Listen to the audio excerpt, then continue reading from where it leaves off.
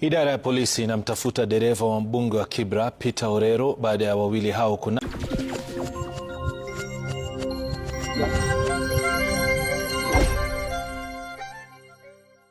kunaswa kwenye video wakikiuka sheria za barabarani na kuwakosea heshima waendeshaji magari wengine. Kwenye kisa ambacho kimezua hasira mitandaoni, mbunge huyo anasikika akimwagiza aliyekuwa akirekodi kanda hiyo kuipeleka kwa Rais Ruto kama angetaka hatua yoyote kuchukuliwa dhidi yake. Kama Mwangi na maelezo zaidi. Sawa, nitapeleka kwa Ruto. Ni sekunde 26 ambazo zimezua mjadala mpya kuhusu uvunjaji wa sheria za barabarani, haswa na wale wanaojitambua kama watu mashuhuri nchini. Kwenye kanda hii iliyorekodiwa na mwanahabari Larry Madowo, mbunge wa Kibra Peter Orero na dereva wake wanasikika wakimwambia mwanahabari huyo kuipeleka kanda hiyo aliyorekodi Ikuluni kwa Rais Ruto iwapo angetaka hatua yoyote kuchukuliwa dhidi yao, huku wakivunja sheria za barabarani. Ni tukio ambalo limezua hasira mitandaoni, haswa matamshi ya wawili hao, na zaidi kwa wale wanaomtambua Orero alipohudumu kama mwalimu mkuu kabla ya kuchaguliwa mbunge wa Kibra. Idara ya polisi imethibitisha kuwa inamtafuta dereva wa mbunge huyo.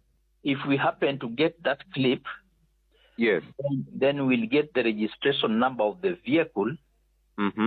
After getting the registration number from the vehicle, yes, we'll summon whoever was driving that particular vehicle at that particular time.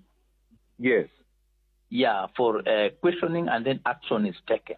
Kulingana na idara hiyo, magari yanayoruhusiwa kuzuia trafiki ni yale ya huduma za dharura kama vile ambulensi na zimamoto, misafara ya rais na naibu wake, na magari ya kijeshi wakati wa matukio maalum. As I'm speaking with you now, yes, a diplomatic vehicle that had been sent to us moving in the opposite direction, it so happened that vehicle is not actually a diplomatic vehicle. Yes. It was a diplomatic number plate that was used in a vehicle which was not a diplomatic vehicle. Yes. We are still pursuing that matter. Na huku wa Kenya wakisubiri hatua kuchukuliwa dhidi yao, mbunge huyo hii leo aliendelea na shughuli za upanzi wa miti, Wakenya wakifurika kwenye kurasa zake za mtandao wa Mwalimu Orero kumzoma kwa kuonyesha tabia zisizoheshimika. Kama Mwangi, runinga ya Citizen.